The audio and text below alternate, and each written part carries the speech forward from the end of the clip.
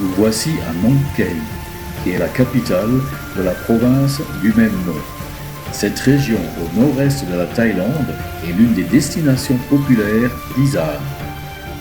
Bordée par le fleuve du Mékong, cette région frontalière du Laos abrite des paysages splendides, des cascades époustouflantes, des forêts tropicales et des temples historiques qui laissent entrevoir la Thaïlande atypique et préservée tant appréciée des connaisseurs.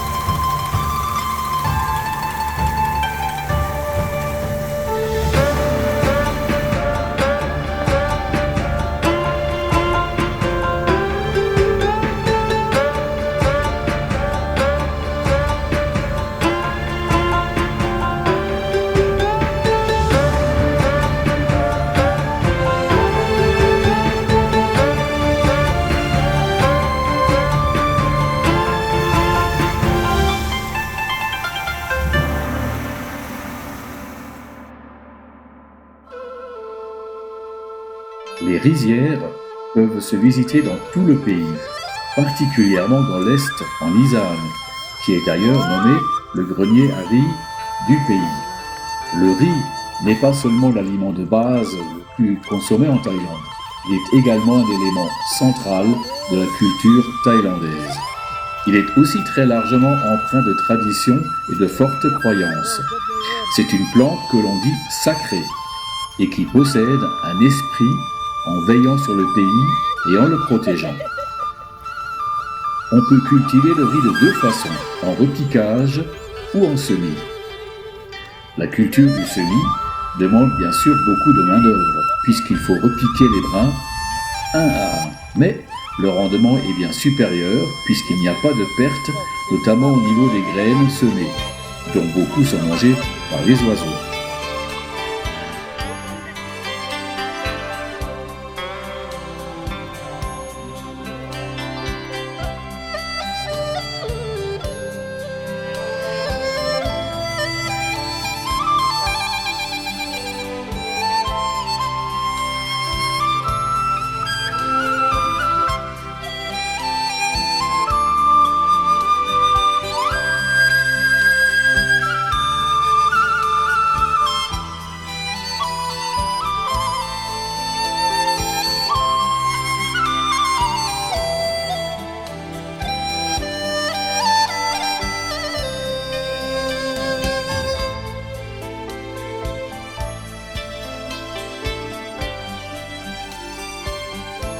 Allons à Chiang Mai et profitons du drone pour visiter les rizières à étages. Au mois de juillet, elles sont complètement vertes et remplies d'eau. Magnifique!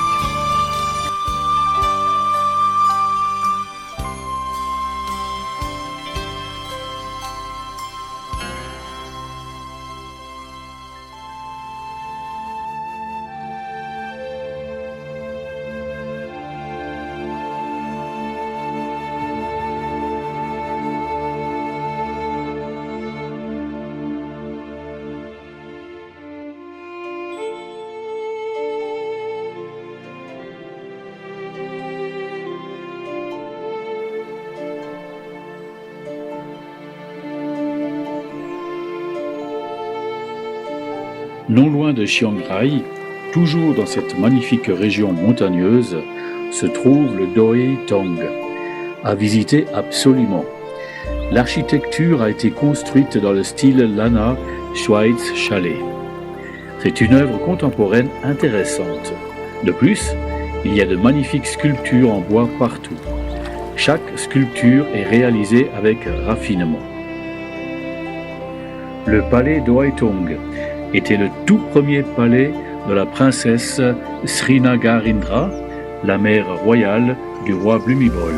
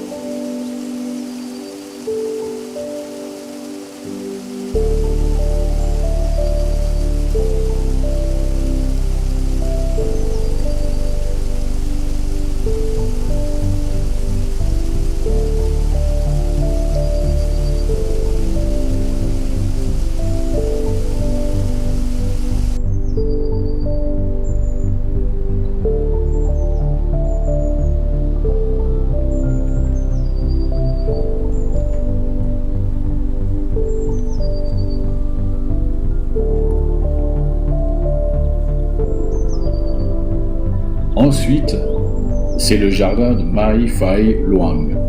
C'est un jardin incroyable, extraordinaire, superbe, admirable. Il est situé juste en face du palais. L'ensemble de la zone est d'environ 16 000 mètres carrés. C'est assez énorme. À l'intérieur du jardin, il existe de nombreuses espèces de plantes d'hiver. Toutes sont rares et très colorées.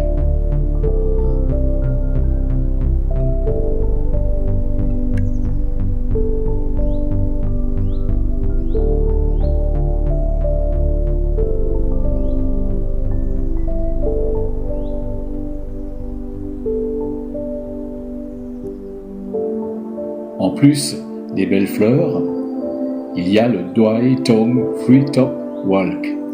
C'est comme une passerelle. En fait, c'est un mince pont qui est au-dessus des arbres. Vous regardez en bas et voyez toute la verdure du jardin, à condition évidemment de ne pas avoir peur de la hauteur.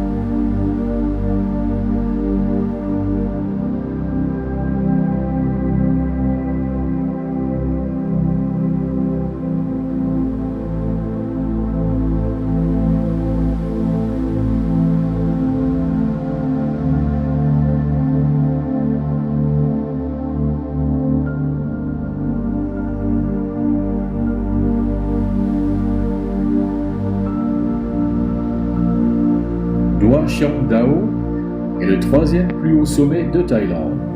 C'est un incroyable massif calcaire, vieux de 230 à 250 millions d'années dans la chaîne d'Aen Lao, et qui s'élève de manière impressionnante depuis les plaines en contrebas où se trouve la ville de Chiang Dao.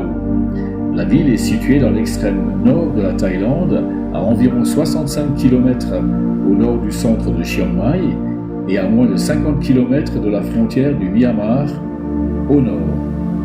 Diangshan est très populaire pour la richesse de sa faune et de sa nature. Il abrite de nombreuses fleurs et est une destination d'observation d'oiseaux populaires pour les visiteurs du monde entier.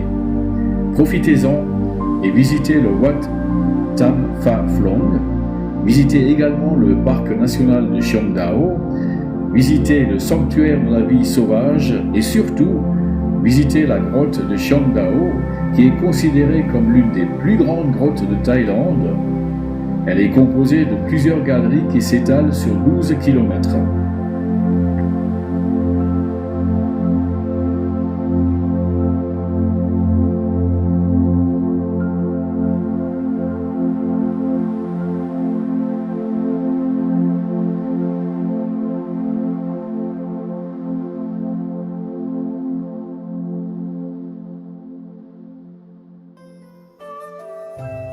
Surnommé le toit de la Thaïlande, le parc national de Doi Inthanon couvre une surface de 482 km², toujours dans la province de Chiang Mai, au nord de la Thaïlande.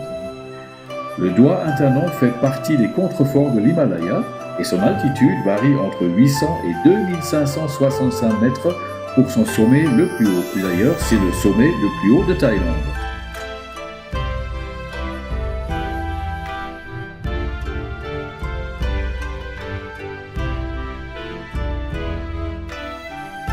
Les deux pagodes se trouvent sur la route principale, 5 km avant d'arriver au sommet du Doi Inthanon. La première pagode, Nanpha Metinadon, a été construite en 1987 pour honorer le 60e anniversaire du roi Bhumibol Adul Yadai. La seconde, Naphaphone Phumi Siri, a été construite en 1992 pour honorer le 60e anniversaire de la reine Sirikit. C'est également un excellent point de vue pour admirer le coucher du soleil. Le parc national de Doi Inthanon possède également de nombreuses cascades, magnifiques les unes des autres. Certaines sont facilement accessibles car elles ne sont qu'à quelques centaines de mètres de la route principale.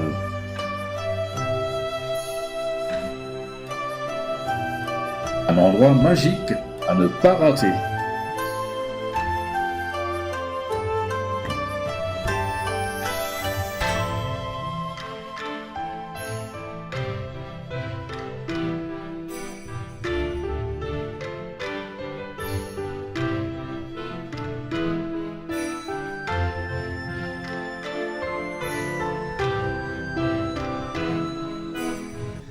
Nous terminons notre périple dans le nord de la Thaïlande par Ban Chiang et nous visitons un monastère bouddhiste à l'est de la province d'Udon Thani. C'est un complexe qui s'étend dans une forêt entourée d'un réservoir servant pour les cultures de la région. D'architecture contemporaine de couleur blanche, la structure évoque effectivement un bouton de lotus sur le point d'éclore. Il semble jaillir des eaux. À l'intérieur, le Bouddha principal siège sous un plafond bleuté orné d'un lustre. Sur les contours de la salle, les peintures murales dépeignent le parcours de vie de Siddhartha Gautama, le Bouddha historique. Voilà, j'espère que ce petit périple à travers le nord de la Thaïlande vous aura plu en notre compagnie. Nous avons été très heureux de le partager avec vous. À bientôt pour d'autres aventures, toujours en Thaïlande.